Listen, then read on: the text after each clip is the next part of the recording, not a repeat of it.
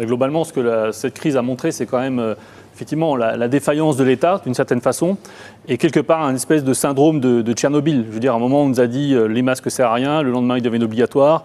Il y a quelque part, finalement, un problème de crédibilité de l'État dans cette gestion de crise. Certes, personne n'était vraiment préparé à subir une pandémie, mais néanmoins, on constate quand même que l'État a quand même mal géré sa communication. Et après, dans la conduite, finalement, de la gestion de crise, l'Agence régionale de santé, qui est organisée au niveau du Grand Est, elle a montré qu'elle ne pouvait pas gérer de manière efficace, au plus près du terrain, une crise de cette ampleur. Donc clairement, l'exercice finalement de cette gestion de crise, de manière globale finalement de la politique de santé, doit être amené au niveau alsacien. Je pense que tout le monde en a fait tout le monde arrive à cette conclusion, et maintenant il faudra en tirer les conséquences, je pense, dans les mois et les années à venir.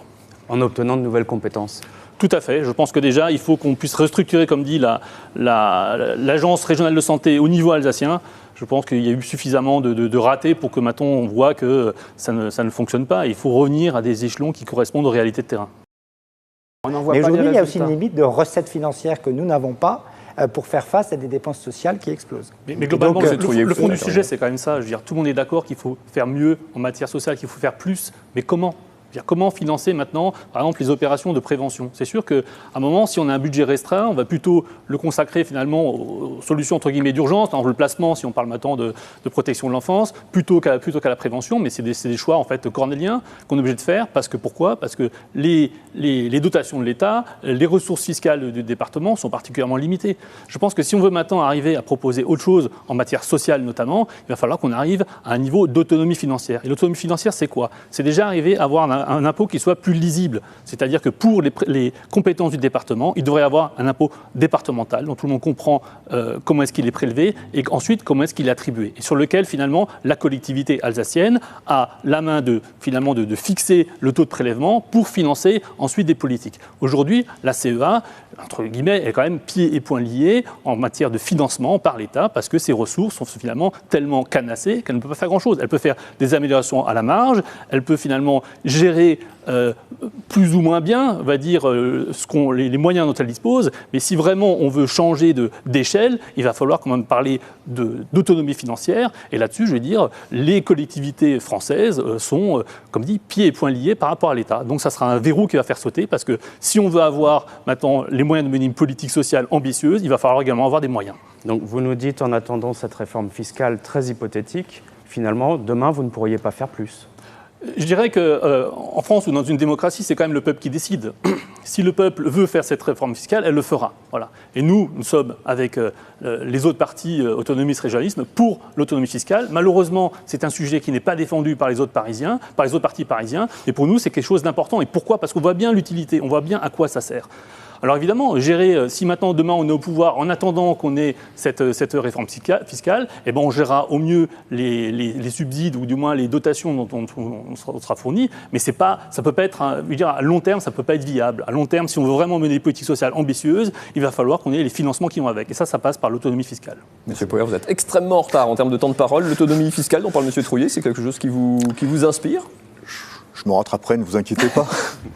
D'abord, je note que mes deux voisins sont d'accord pour créer de nouveaux impôts. Voilà. Non, c'est d'avoir une lisibilité de l'impôt. C'est-à-dire qu'aujourd'hui, quand vous payez un impôt départemental. Aujourd'hui, quand vous payez un impôt, tout ça part dans une caisse à Paris qui revient sous forme de dotation, en grande partie. D'accord ? Nous, ce qu'on veut, c'est que les impôts soient prélevés à l'endroit où ils sont ensuite dépensés. Ce qui aujourd'hui n'est pas le cas. Oui. Voilà. On a toujours été favorable en fait à l'instauration de cette écotaxe. Pourquoi ? Parce qu'il s'agit quand même de restaurer une équité entre les moyens de transport, routiers, ferroviaires, fluviaux et autres. Pourquoi ? Parce que les moyens de transport doivent travailler en complémentarité et non finalement en concurrence. Donc cette mise en place de l'écotaxe, c'est une bonne chose. Ça permettra quand même, je pense, de restaurer un peu d'équilibre sur les flux nord-sud, entre la rive droite et la rive gauche du Rhin. Maintenant, c'est quand même un projet qui, à mon avis, n'a de sens que s'il est appliqué de manière globale au niveau de l'Union européenne. Ce qui est un projet, ce qui est l'idée finalement quand même qui soutient en fait à cette mise en place de l'écotaxe. Comme dit, nous sommes entièrement favorables. Comme dit, il faut également qu'elle soit appliquée à l'échelle, je pense, complète du territoire pour essayer quand même d'instaurer un rapport d'égalité entre les transporteurs aussi, quoi. Vous parlez de quel territoire ? Le territoire national. Oui, le territoire national. Je pense que le péché un peu originel de cette écotaxe, c'est un peu quand même le péché classique d'un État central, c'est de vouloir appliquer de manière uniforme une décision à des territoires qui, eux, ont chacun des spécificités. Moi, je comprends tout à fait que les Bretons, peut-être, ça ne les intéresse pas l'écotaxe. Peut-être veulent pas percevoir beaucoup de subsides par l'écotaxe, mais pour nous, ça a un sens réel. Voilà. Donc, je pense qu'une fois de plus, l'Alsace sera en avance sur le sujet, elle sera une région qui va expérimenter. Maintenant, continuons et surtout essayons finalement de restaurer cette équité entre moyens de transport parce qu'aujourd'hui, clairement, la route et notamment les transports routiers sont largement avantagés par rapport aux autres et payent finalement beaucoup moins par rapport aux dégâts qu'ils entraînent sur le réseau routier que nous payons avec, finalement, et entretenons avec la CEA. Mais si je vous suis bien, il faut malgré tout expérimenter dès que possible au niveau de la CEA, parce que la CEA a un créneau de 6 ans pour le faire. Tout à fait. L'ordonnance gouvernementale donne à la CEA un délai de 6 ans pour instaurer une écotaxe. On attend que le territoire national soit prêt à suivre ou on y va? Non, nous expérimentons dès que possible et l'expérimentation, j'espère, servira de modèle à d'autres territoires. D'accord.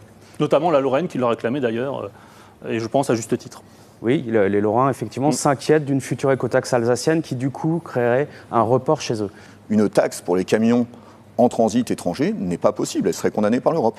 Monsieur Pauvert, vous serez d'accord avec moi que finalement le transport dont on parle, le trafic dont on parle est un trafic international, un trafic de transit et que évidemment l'Europe a son mot à dire sur ce sujet. Je veux dire, si l'Europe ne parle pas de trafic international, de report modal, de ferroutage sur des distances de 1000-2000 km, elle n'a pas, voilà, c'est un sujet éminemment européen. Je suis content que l'Europe s'empare de ce sujet et qu'en Alsace, nous puissions finalement, modestement, mais appliquer au moins des mesures concrètes à ce sujet. Oui, Monsieur Hilbert, il faut qu'on continue. Vous serez d'accord avec moi, en politique de transport, il ne peut pas y avoir de demi-mesure. Les transports, il faut avoir les leviers sur l'ensemble des moyens de transport pour pouvoir mettre en place une politique et ça nécessite des investissements qui sont particulièrement importants. Aujourd'hui, on a un problème de dissémination finalement des compétences pour la gestion des moyens de transport. Si demain on veut vraiment avoir une Alsace dans laquelle on puisse avoir des mobilités parallèles, c'est-à-dire qu'on puisse finalement se passer entièrement de la voiture pour aller d'un point A à un point B du territoire, il va falloir qu'on récupère quand même la compétence de l'organisation des transports ferroviaires, celle des transports interurbains, et pour que tout ça, ça peut être géré de manière globale et cohérente. Et je pense que ce sera quand même la première chose à faire si on veut vraiment maintenant mettre en place ce système alternatif de moyens de déplacement, parce que tout le reste, ça sera que de la mesurette. Ça ne sera que de la mesurette. Vous avez envie de croire les experts? Écoutez, il faut de temps en temps, non? Mais non, mais le problème, c'est justement un problème de crédibilité et de parole de l'État, quand même, Stocamine.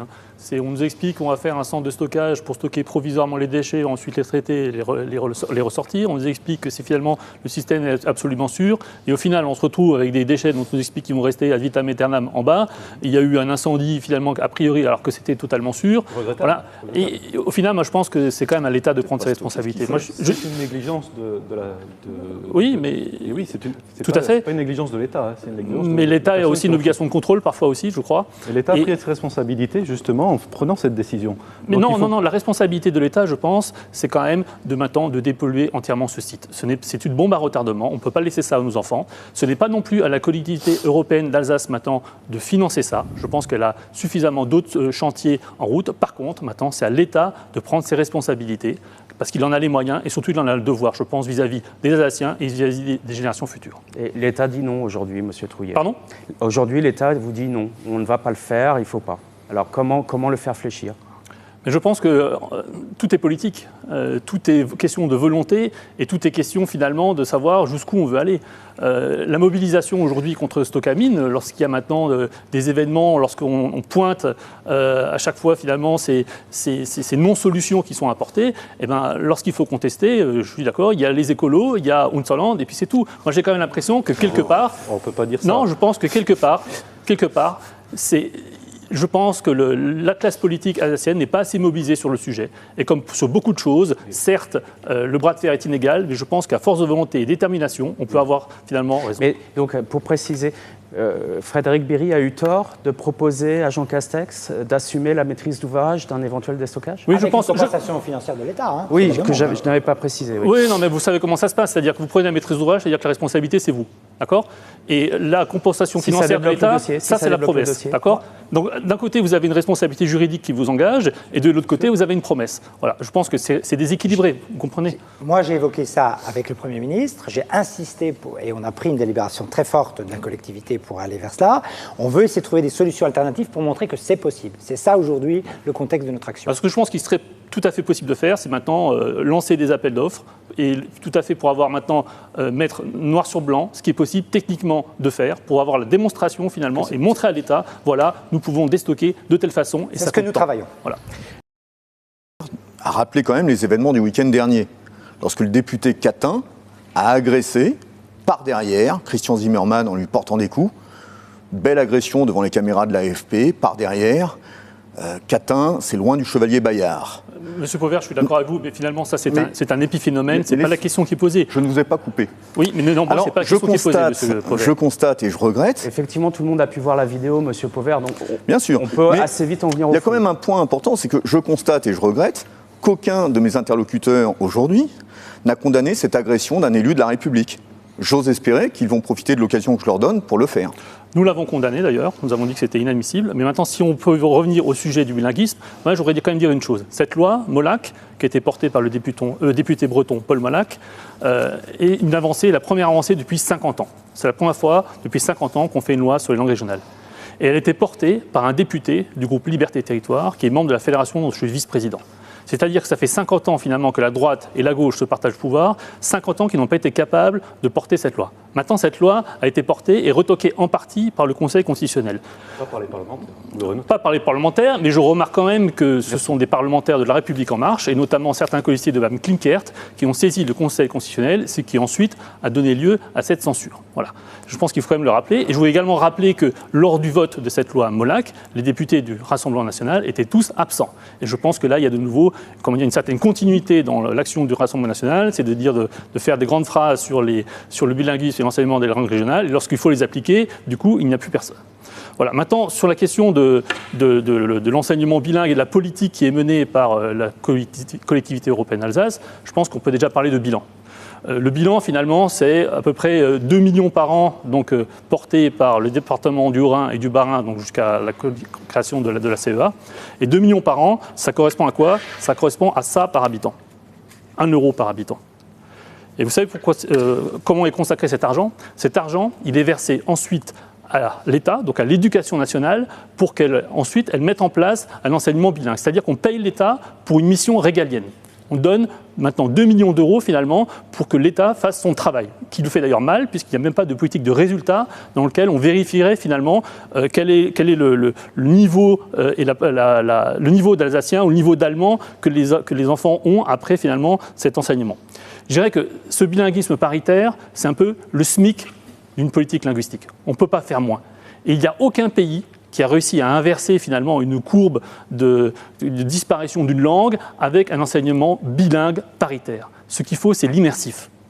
Et ce projet finalement de développer l'immersif, je pense que maintenant c'est la seule voie que doit poursuivre la collectivité européenne d'Alsace. C'est précisément cette disposition qui a été censurée par le Conseil constitutionnel. Tout à fait. Alors, du coup, a priori, ça ne sera plus possible dans l'enseignement public, mais dans l'enseignement associatif, a priori, ils vont faire en sorte que cette possibilité soit toujours maintenue. Mais soyons clairs, c'est la seule possibilité finalement pour sauver et puis donner finalement un avenir à notre langue. Donc je parlais maintenant du 1 euro par habitant que donne la collectivité européenne d'Alsace pour le bilinguisme. Si on part maintenant de l'exemple basque français je dis bien, c'est 13 fois plus.